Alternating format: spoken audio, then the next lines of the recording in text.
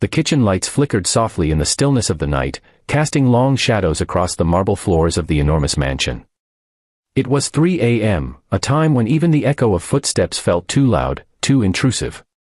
But Alexander Grant, one of the country's most disciplined billionaires, couldn't sleep. A strange heaviness pressed against his chest, pulling him out of bed and down the quiet hallways. As he approached the kitchen, he heard the faint clatter of dishes, delicate, hurried, almost desperate. When he pushed open the kitchen door, he froze. There, standing over the sink piled high with greasy plates and pots, was a girl no older than 15. Her hair was tied back in a messy ponytail, her uniform sleeves rolled up, hands trembling under the cold water. She wasn't supposed to be here. She wasn't on staff. She was the maid's daughter. If you believe the world needs more kindness, understanding, and second chances, please take a moment to like, comment, share, and subscribe to our channel, Kindness Thread. Your support helps us spread stories that inspire hearts everywhere. Alexander stood there silently, unseen for a moment, watching the girl wipe her eyes with the back of her wrist before scrubbing harder, as if the dishes were to blame for whatever pain she carried. The mansion's kitchen, usually bustling with staff during the day, felt painfully empty around her. She seemed so small, swallowed by the vastness of the room. He noticed the faint redness around her eyes, the exhaustion painted across her face, and the way her fingers moved stiffly, as though she had been washing dishes for hours. A strange mix of confusion and concern filled him. The girl, Alina, should have been at home asleep, preparing for school the next morning. Instead, she was here, struggling alone in the middle of the night. In the back of his mind, memories stirred, memories he preferred to bury.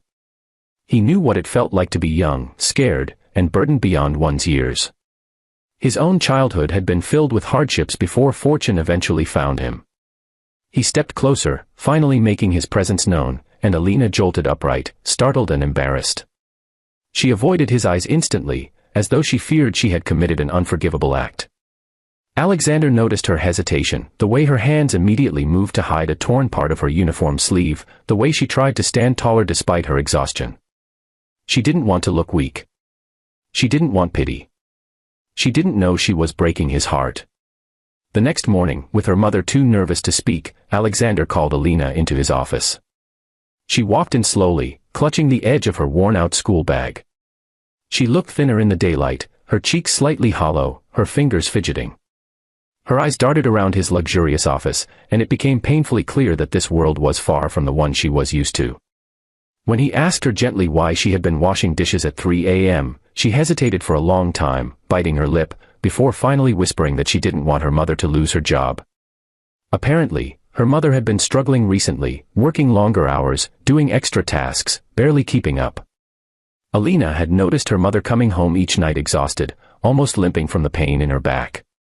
She knew the mansion's staff rotation was strict. Mistakes were not tolerated. So Alina had decided to secretly help her mother by coming in late at night to finish whatever work remained. Alexander listened quietly, but she wasn't done. When he asked why she had missed school so often lately, her voice cracked. She said she had been helping her mother in the mornings too and sometimes didn't have bus fare. She didn't want to ask for help. She didn't want to trouble anyone. She simply believed it was her responsibility. And then she said the sentence that stayed with Alexander for days, "I just didn't want her to get replaced. We can't survive if she loses this job." Her words held no anger, only worry. Deep, endless worry. Listening to her, Alexander felt something shift inside him. He had spent years building an empire, rising to heights few could dream of, yet here, in front of him, stood a child carrying burdens no child should carry. A child who believed silent suffering was her duty. He recognized the look in her eyes, it was the same one he'd once had when life had been cruel before it became generous. That familiar ache in his chest returned, stronger than before. That evening, he quietly asked the staff about Alina and her mother. What he learned made his heart sink further. Her mother, Maria, was one of the kindest workers but had been struggling with a medical condition she had been hiding for months. Money was scarce, and treatment was expensive. Maria had been pushing herself far beyond her limits until her teenage daughter stepped in to carry the load with her. No complaints, no demands, just love and sacrifice. For the next few days, Alexander found himself watching the mother and daughter more closely, noticing every detail he had overlooked before, the tired steps, the quiet resilience, the forced smiles. Something awakened inside him, a reminder of the humanity often lost in the world of wealth and power. One morning, he made a life-changing decision. Instead of firing Maria, he called her into his office and informed her that she would be given paid medical leave until she recovered fully. She broke down instantly, unable to believe such kindness existed for someone like her. Then he turned to Alina and told her she would no longer need to come to the mansion for any chores. Instead, she would be receiving a full scholarship, school fees, supplies, transportation, everything. Alina's eyes widened in disbelief, tears spilling freely as she tried to speak, but words failed her. Alexander didn't stop there. He arranged for Maria to see a specialist, and within weeks, her health began to improve. He ensured their home was safe, repaired, and comfortable. Alina, freed from emotional and financial burdens, returned to school, not as the tired, struggling girl she had been, but with newfound hope glowing in her eyes. Teachers noticed the change immediately. Her grades climbed. Her confidence grew. She even began to dream about a future she had once believed impossible. Months passed, and Alexander often found himself reflecting on that night in the kitchen. He realized that sometimes the greatest lessons come not from boardrooms or success, but from the quiet, hidden struggles of everyday people. Alina's story reminded him of the value of compassion, how a single act of kindness could change the trajectory of someone's entire life.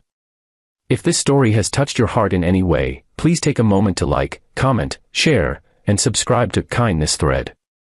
Your engagement helps us continue sharing powerful, life-changing stories.